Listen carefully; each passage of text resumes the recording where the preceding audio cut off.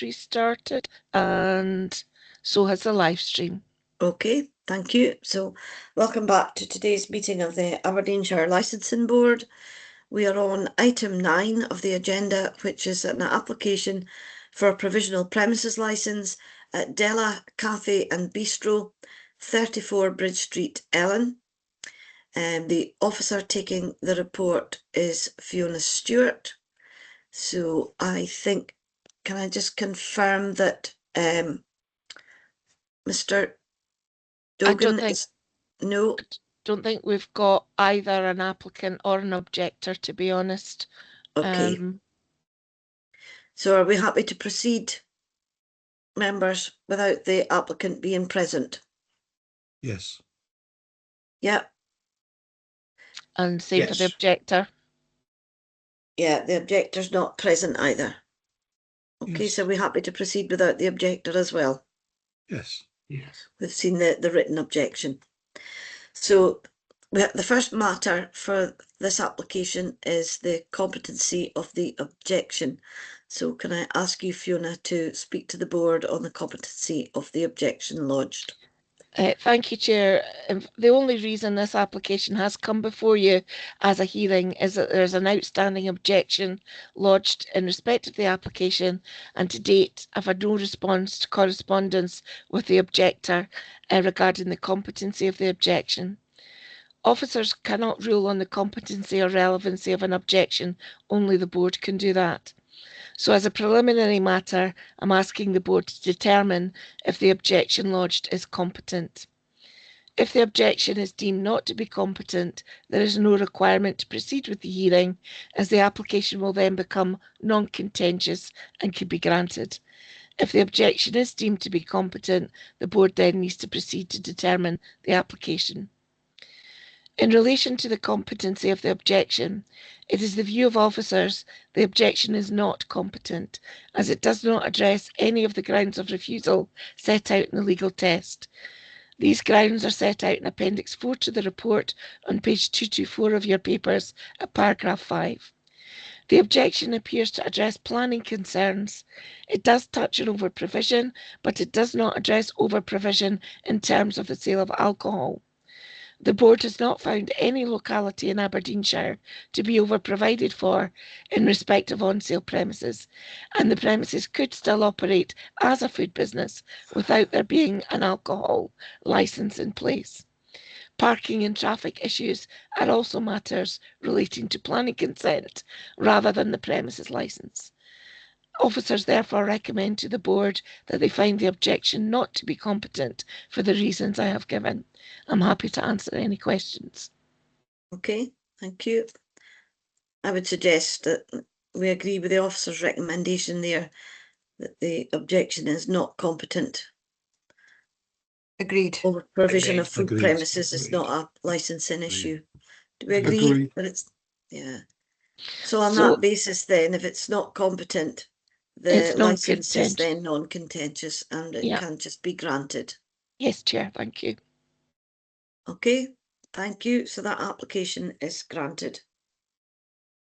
We can move on then to item 10, which is, oh, hold on.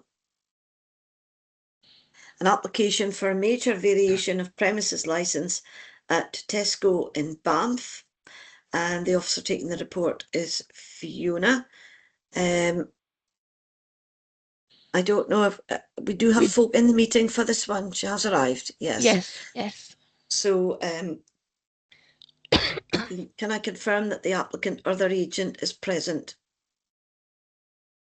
Morning, I am. And can you just state your name, please? Yes, it's Hardish Purewell. Okay, thank you. Welcome to the meeting. So are you satisfied that you've received all the relevant information and feel able to participate in the determination of the application? Yes, I have. Okay, and can I also confirm that Sarah Ward is present? Yes, I am. Okay, thank you. And are you satisfied that you've received all the relevant information and feel able to participate in the determination of the application? Yes, thank you. Okay, so in line with the guidance you've received in the public participant meeting protocol for licensing board hearings, please can you mute your microphone when not speaking if your phone permits this. Please do not speak unless I invite you to do so, and please do not interrupt the other speakers. If you do, you may be removed from the meeting. Once you've been asked to make concluding remarks, you're not entitled to speak again unless to answer a question from a board member. Once the board has made its decision, you will be asked to leave the meeting. If the board requires to adjourn to deliberate the application, the recording of the meeting will be paused and the board will retire to a separate online meeting room. Please wait in the main meeting room until the board members return and I resume the meeting. At that point, the recording of the meeting will be restarted. So I'll now ask Deputy Clerk to introduce the report and confirm the procedure for the hearing. Thank you, Chair. This application is similar to major variations considered by the board at their meeting in April and indeed earlier in the agenda today. The only reason for referring this application to a hearing is on the basis that there is a watching brief for the locality of Banff in relation to over-provision of off-sales within Supplementary Policy 3 or over-provision policy of the board's policy statement.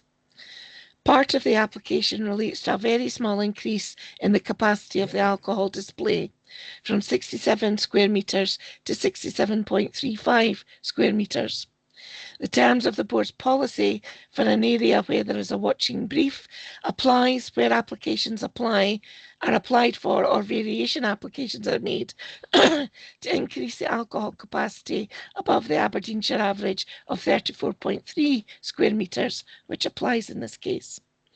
I can advise the increase does not impact on the statistics that relate to the board's over-provision policy due to the small scale of the increase. All other matters have been agreed, and should the board be minded to grant the application, it should be granted subject to the local conditions set out at section 3.13 of the report. The procedure is as set out at Appendix 7 to the report. To hear the applicant, to hear the LSO, applicant has a right of reply, questions to all parties, summing up in reverse order, and then move to a decision.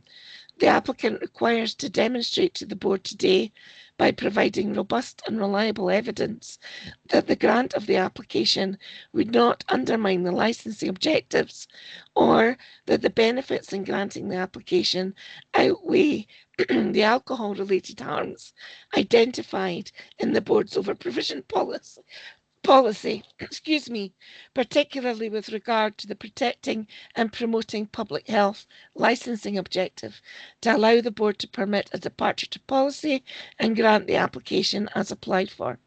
If the applicant does not so demonstrate, then that particular part of the application should be refused in line with the requirements of the board's policy. Thank you, Chair. Okay, thank you. So first of all, then we'll go to Hardish Poorwall to speak to the application with a focus on the increase in alcohol capacity in relation to the board's over-provision policy. Thank you, Convener. I'll keep it brief because I think everything else is okay. So it's just the increase. It's just a recalculation. There won't be any extra alcohol on the shelves.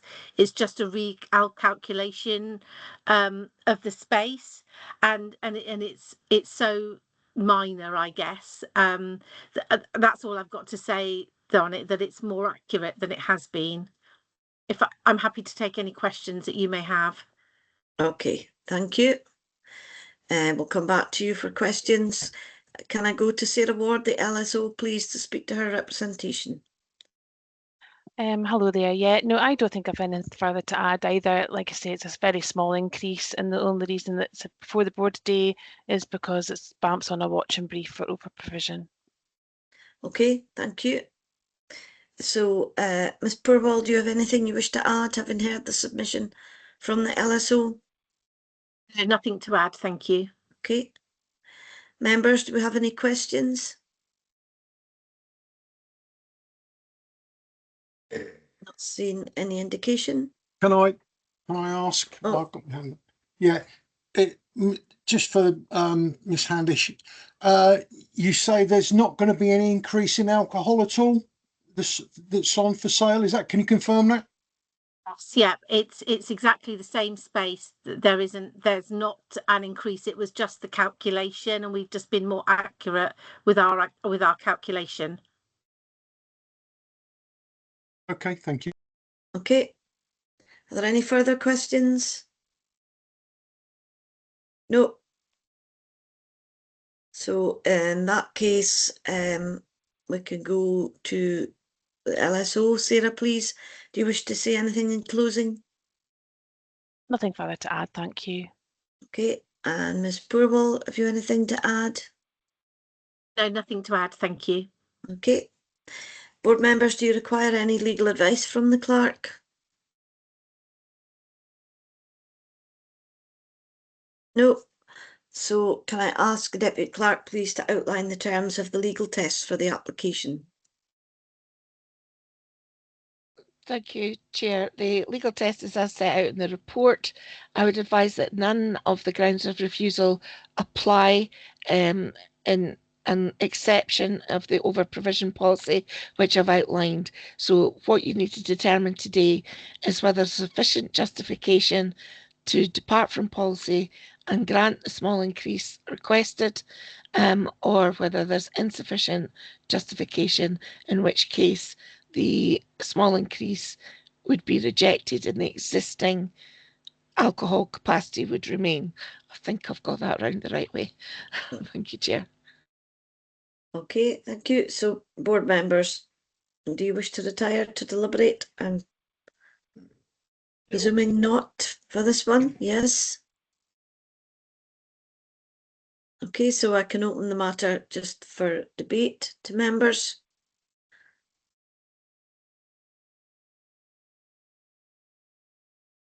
Mr. Taylor, please. Yes, thank you very much, convener. The fact that it is a watching brief, the fact that it's 0.05% of an increase are important factors in my mind. Okay, thank you. Any further comments? I would agree that it's a minimal increase, and the agent has explained it's to do with the remeasuring, which I think is something consistent with the Tesco applications that we've seen. And it's just brought before us because we do have our over provision policy. I don't see any further comments. So can members please confirm you've received sufficient evidence upon which to make a decision? Yes. Yeah. Yeah. So is there a motion? I would suggest that we're able to grant this subject to the local conditions. Yep. Are we happy to agree? On the Agreed. basis that the applicant has justified a departure to policy. Yeah. Thank you. Yes, and the applicant has justified the departure from our policy. Okay, so is that agreed? Agreed. Yep. Agreed. Okay. So do you want to just confirm the decision, Fiona? I think that's quite clear, but Yeah, Ms. Purewell, your client's application has been granted as applied for today on the basis that you've justified a departure to the board's watching brief over provision policy. You'll receive written notification in the next 7 days, and the licence will be issued to you in due course. And thank you for attending today. okay. So I can confirm that this hearing has now concluded. So thank you for your interest in this business, and I will now ask you to leave the meeting. Thank you. Thank you. Okay, so that takes us to item 11 today, application for personal licence. I don't think the applicant is present. Mr. Cruikshank should be present, as should. Oh, he is present. Mrs. Oh, Stewart. yes. Yeah. Yes, I am. He confirmed that earlier on. So in that case, Mr. Cruikshank has just confirmed that he's present. So are you satisfied you've received all the relevant information and feel able to participate in the determination of the application? Yes. Yes. And can I also confirm that PC James Stewart is present in the meeting?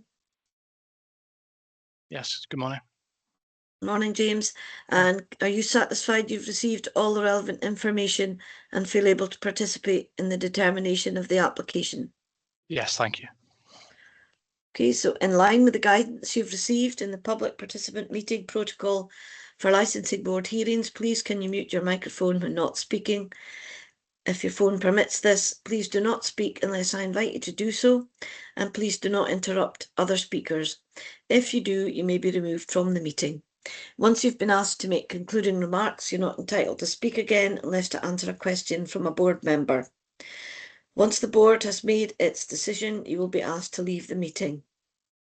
If the board requires to adjourn to deliberate the application, the recording of the meeting will be paused and the board will retire to a separate online meeting room. Please wait in the main meeting room until the board members return and I resume the meeting. At that point, the recording of the meeting will be restarted.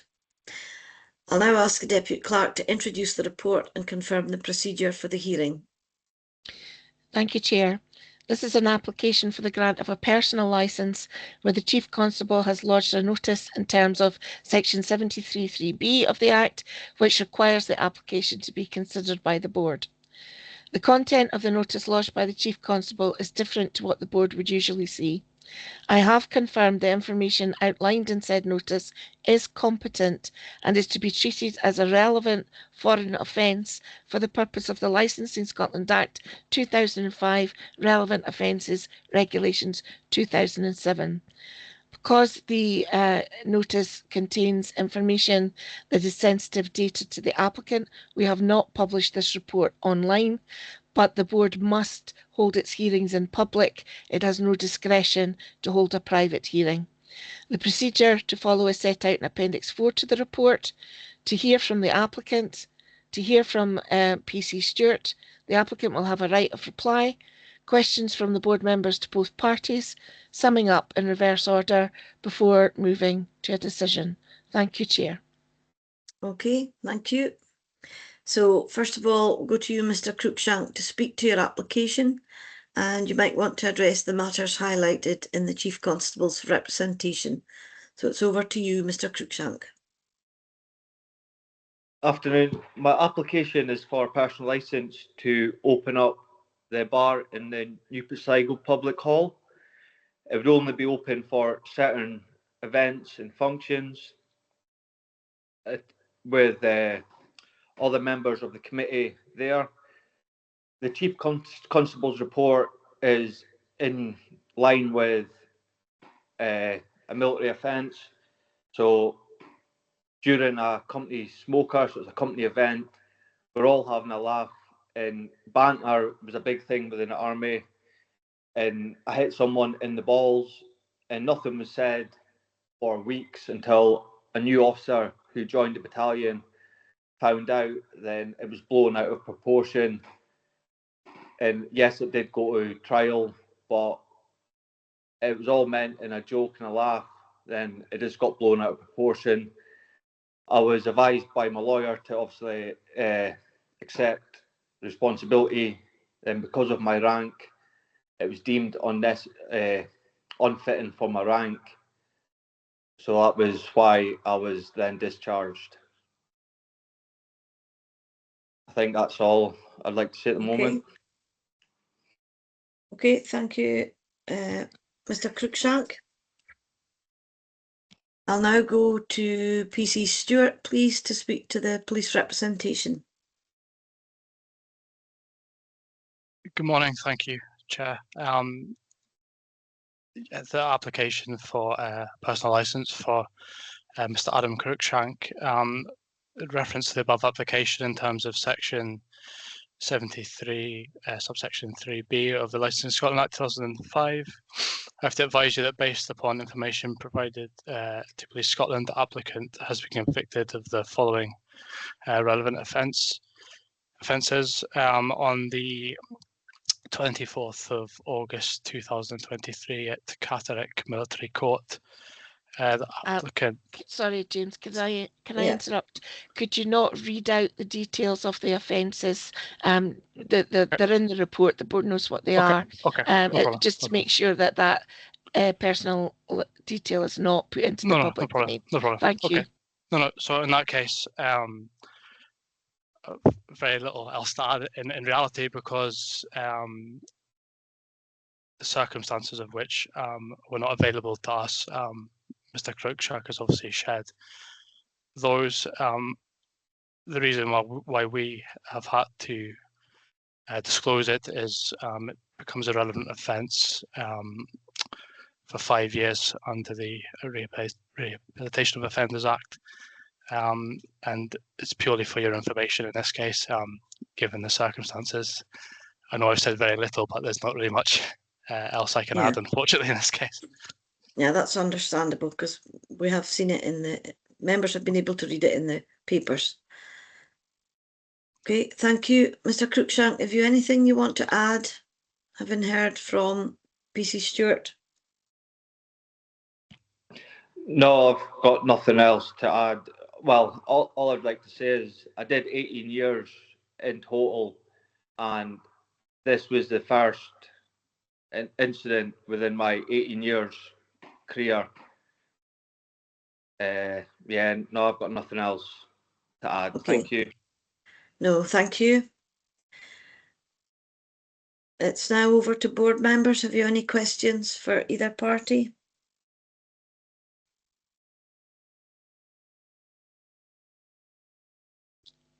Mr. Maynard, please. Yeah. So the applicant, on your application form, it says, do you have any convictions? And you've got down there no. Is there any reason why you hadn't declared this conviction?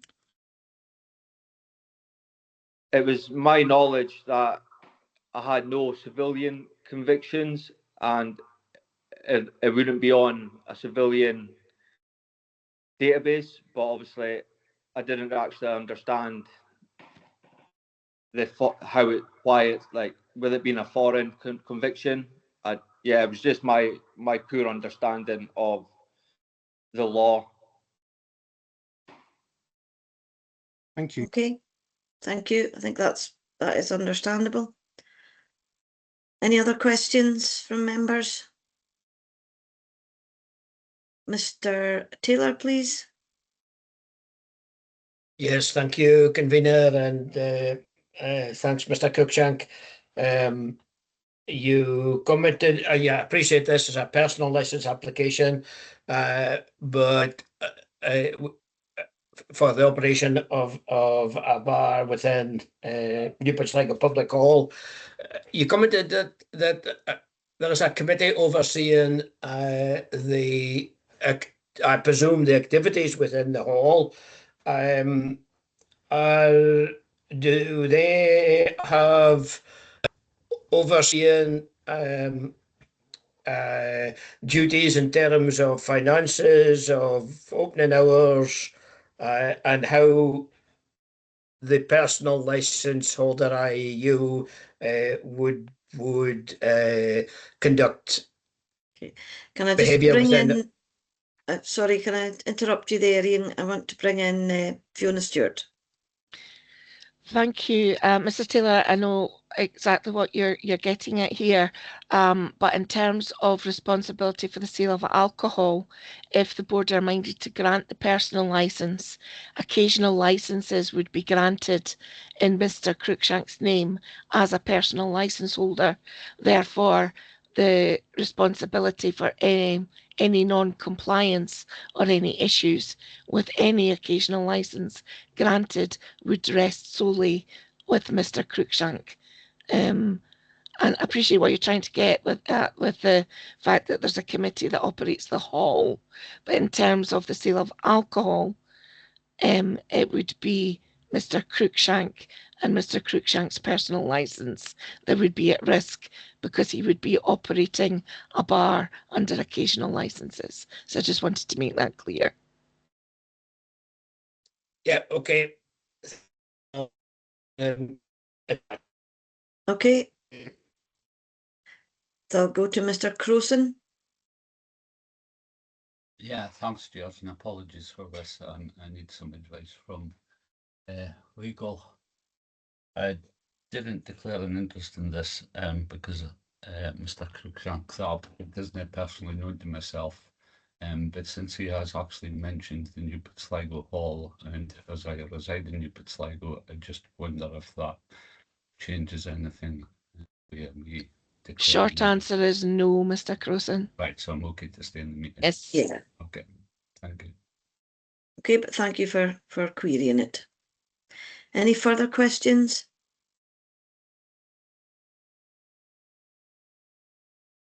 No. In that case, I'll go to closing remarks. I'll start with PC Stewart. Have you anything to say in closing? Thank you. In short, no, just a brief summary that the offences have been disclosed based on 5 years being relevant with the under the Armed Forces Act 2006, given the circumstances and lack of information on police systems. I've nothing further to add. Thank you. Okay, thank you. Mr. Cruikshank, do you wish to say anything in closing? No, it was just in summary of what Mr. Taylor said. Like, there is a chairman, a treasurer above me within the hall, so there is all the different appointments have got individual people in charge. Yeah, that's it. Okay, thank you. So, do board members require any legal advice from the clerk?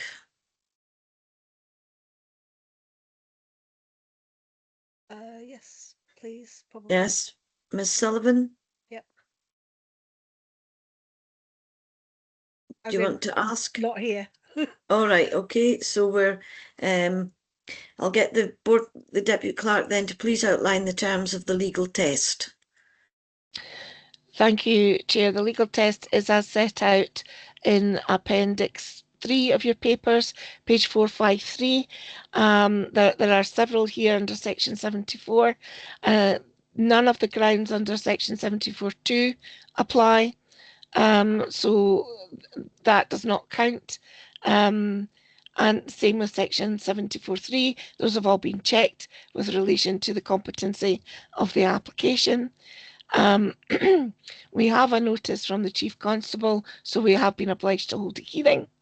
But basically you're looking at the ground of refusal that the applicant would not be a fit and proper person under Section 6A to be the holder of a licence in relation to any of the licensing objectives, or it is otherwise necessary to refuse the application for the purposes of any of the licensing objectives.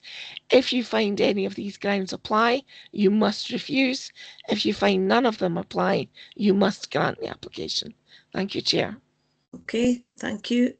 So the question now is then, Ms. Sullivan, do board members wish to retire to deliberate?